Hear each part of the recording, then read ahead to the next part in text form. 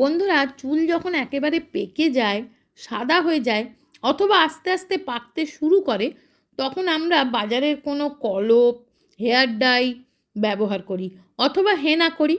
প্রথমত এই দুটো জিনিসই চুলে লাগিয়ে থাকতে হয় অনেকক্ষণ, যেটার জন্য অনেকটা টাইম লাগে, তাই না?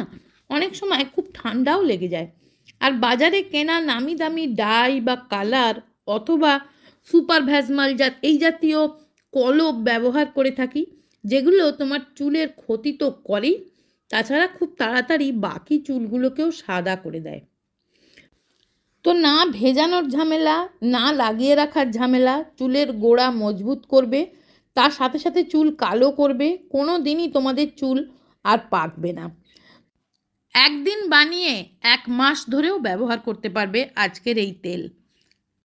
দেখো, সবার প্রথমে আমি এখানে নিচ্ছি 1 কাপ মতন জল। পরিষ্কার জল নিয়ে নেবে, বড় কাপের 1 কাপ। এবার এইটাকে আমি দেখো গ্যাসে বসিয়ে দিলাম এবং এটাকে আমি ফুটতে দেব। যখন দেখো এরকম গরম হয়ে এসছে, ফুটে আসছে, তখন দেখো এখানে দিয়ে দিচ্ছি 1 চামচ মেথি দানা। বন্ধুরা, মেথি দানা চুলের গোড়া মজবুত করে, চুলকে সিল্কি শাইনি করে, চুল পড়া একেবারেই বন্ধ করে। তো মেথি দানা দিয়ে দিলাম 1 চামচ, আর দিচ্ছি 1 চামচ কালো জিরে। কালো জিরের মধ্যে কিন্তু ঔষধি গুণ থাকে, যেটা চুল পড়া রোধ করে, সাথে সাথে চুল পাকতে দেয় না, চুল কালো করে। আর দিলাম 3-4টে জবা ফুল, জবা ফুলের পাপড়ি। জবা ফুল না পেলে তোমরা জবা ফুলের পাতাও এখানে 4-5টা দিয়ে দিতে পারো। জবা ফুলের পাতা বা জবা ফুল আমাদের চুলকে মজবুত শক্ত করে। এবার দেখো এটাকে আমি দুটো জায়গায় আলাদা আলাদা করে ভাগ করে নিচ্ছি। দুটো কি করব আমি দেখাচ্ছি, তার আগে আমি তোমাদের সাথে একটা তেল বানিয়ে দেখাই, চলো। তো দেখো এই যে বেঁচে গেছে, এটা তোমরা মিক্সিতে পেস্ট করে নিয়ে একটা হেয়ার প্যাকও বানিয়ে লাগাতে পারো।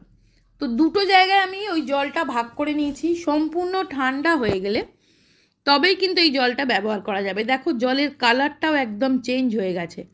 দেখো আমি সাদা বাটিতে ঢেলে দেখাচ্ছি, জলের কালারটাও কতটা কালো হয়ে গেছে।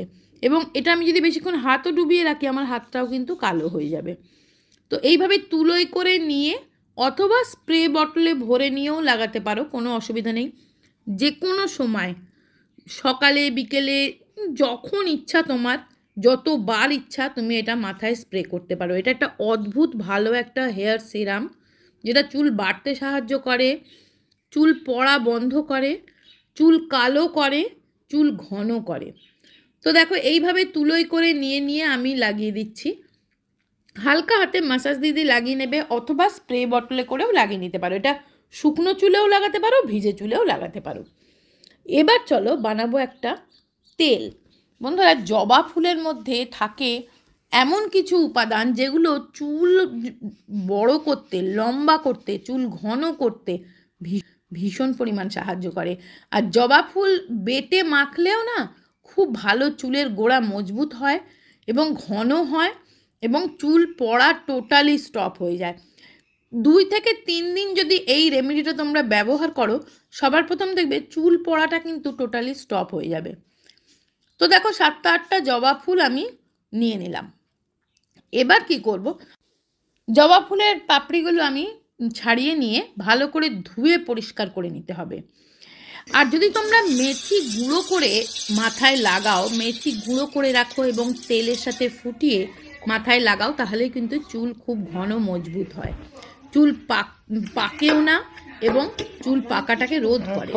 নারকেল তেল নিয়ে নিচ্ছি 1/2 কাপ মতন। এটা আমি বানাচ্ছি প্রায় 10 দিনের জন্যে।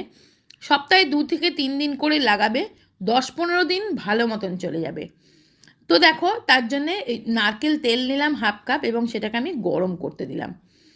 এই সময় তোমরা ওই মেথি গুঁড়ো দিয়ে দিতে পারো। আমি যেহেতু মেথির টনিকটা বানিয়েছি, তাই জন্য আর এটাতে মেথি দিচ্ছি না। তোমরা কিন্তু তেলের মধ্যে ওই মেথি যে গুঁড়ো করলাম সেটা দিতে পারো। আমি দিলাম জবা ফুল, জবা ফুলগুলো আমি দিয়ে দিলাম এই তেলের মধ্যে এবং খুব ভালো করে এটাকে আমি গরম করব। তেলটা গরম করে নেবে। এর মধ্যে জবা ফুলের সমস্ত গুণ কিন্তু এই তেলের মধ্যে চলে যাবে। জবা ফুল তোমার চুলকে কালো করার সাথে সাথে চুল পড়া বন্ধ করবে, নতুন চুল গজাতে সাহায্য করবে। এই তেলের মধ্যে তোমরা মেথি দিতে পারো, কালো জিরেও দিতে পারো। আমি জবা ফুল দিয়েই বানাচ্ছি আজকে। জবা ফুলের মানে হিবিস্কাস অয়েল কিন্তু অনেক দাম দিয়ে বাজারে বিক্রি হয়, এই জবা ফুলের তেল। তো আমি তোমাদের কাছে জবা ফুলের তেলটাই বানিয়ে দেখাচ্ছি। তো জবা ফুলটা খুব ভালো করে দেখো ভাজা ভাজা হয়ে গেছে, যখন রং চেঞ্জ হয়ে যাবে তেলটারও কিন্তু রংটা চেঞ্জ হয়ে যাবে এতে। তো এবারে দেখো এইভাবে নেড়ে নেড়ে নেবে একটু, দিয়ে কি করবে, এটাকে যখন এরম ভাজা ভাজা হয়ে যাবে একটু ঠান্ডা করে নেবে, একটু ঠান্ডা করে এটাকে ছেঁকে নিতে হবে। তো দেখো আমি এটাকে বাটিতে নিয়ে নিচ্ছি।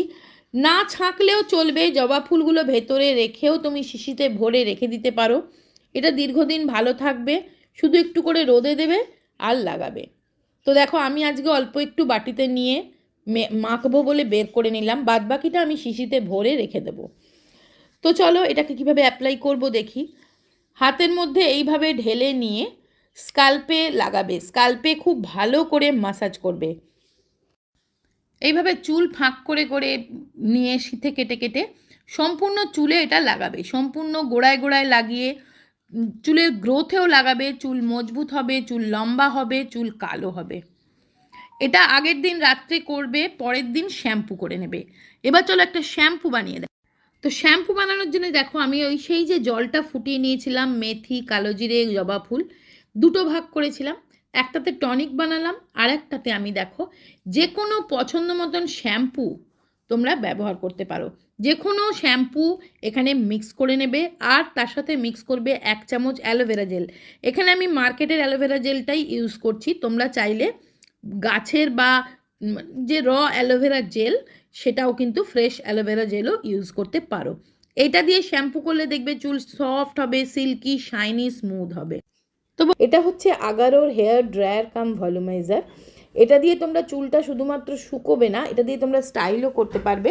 চুলে একটা ভলিউম আসবে, চুলটাতে তোমার স্ট্রেট হয়ে যাবে, যে ঠিক পার্লারে যেভাবে চুলটা সেট করে দেয়, চুলের কোনো রকম ড্যামেজ করে না, হিটটা কিন্তু তোমার স্কাল্পে লাগে না, চুলটা ফ্রিজি হয় না, চুলটা কিন্তু অনেক সফট, নরম, মোলায়েম হয়ে যায়।